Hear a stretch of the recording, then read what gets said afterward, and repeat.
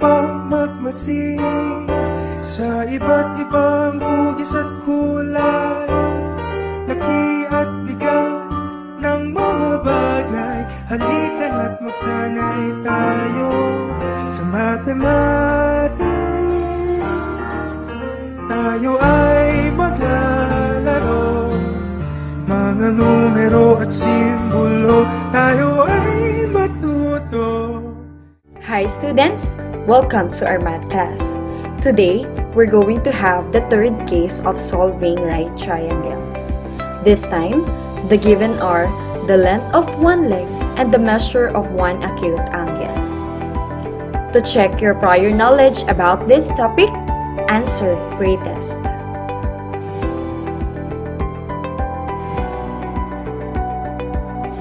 Read each question carefully. Choose the letter that corresponds to the correct answer.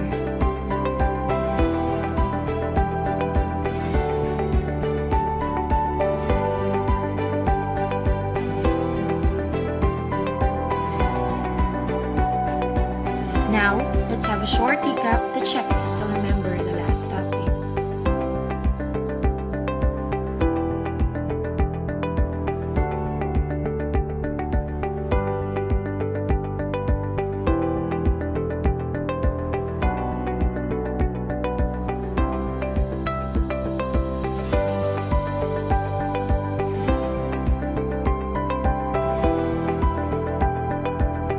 Today, we're going to have the third case of solving right triangles.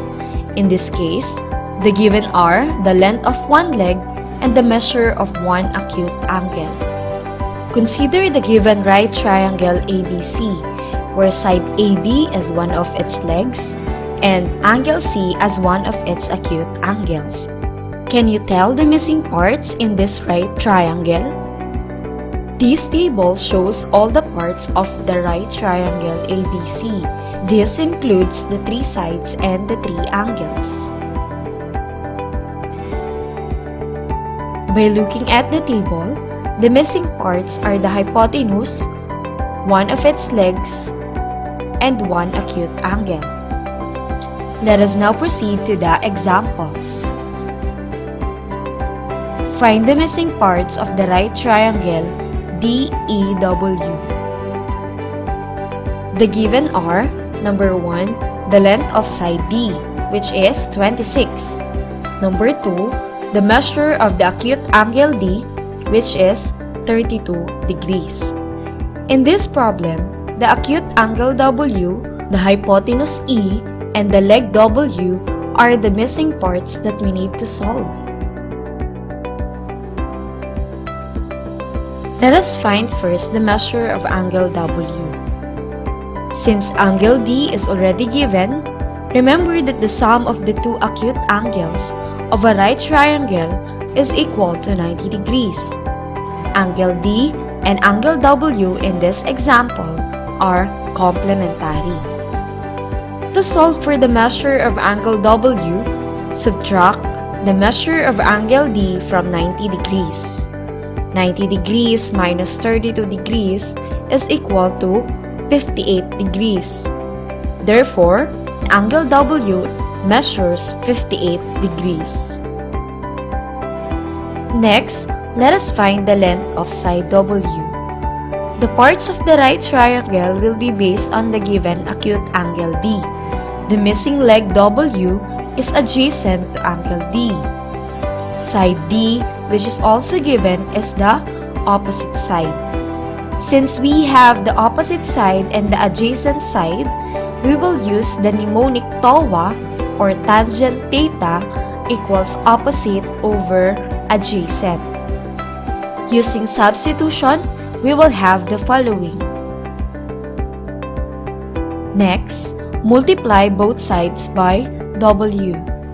The equation will become W times tangent 32 degrees equals 26. Next, divide both sides by tangent 32 degrees to find the length of W.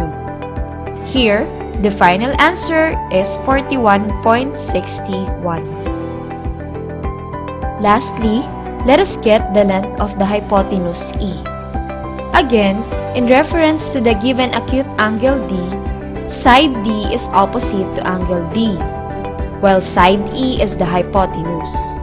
Since we have the opposite side and the hypotenuse, we will use the mnemonic SAW, or sine D equals opposite over hypotenuse. Using substitution, we will have the following. Next, multiply both sides by E. The equation will become E times sine 32 degrees equals 26. To get the length of E, divide both sides by sine 32 degrees. The final answer now is 49.06.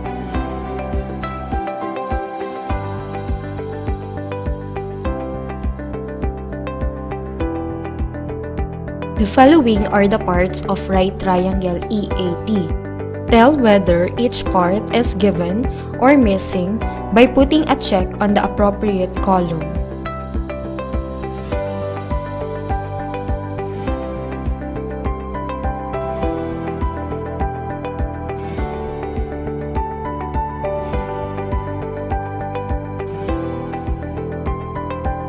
Write true if the indicated trigonometric ratio is appropriate to use to solve x in each right triangle. Write false if it does not match.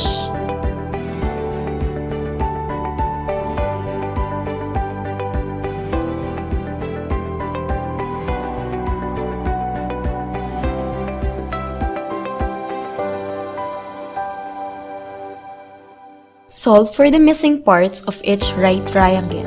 Choose your answer from the box below.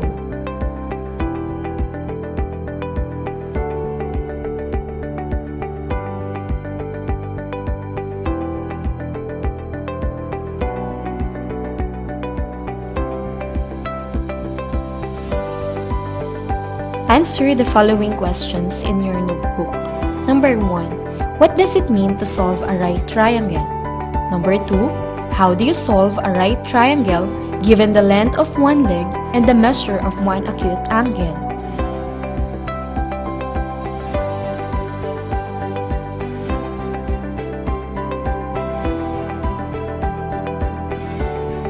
Right triangles are triangles in which one of its angles is a right angle.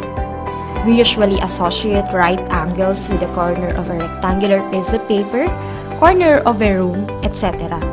The word right itself signifies being upright or being straight. Merriam-Webster Dictionary also defined the term as being under what is just, good, and proper. In your own, how do you know you have made the right decision in your life? Include one experience or scenario to support your answer.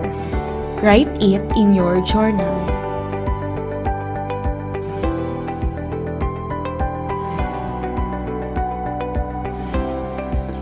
Read each question carefully. Choose the letter that corresponds to the correct answer.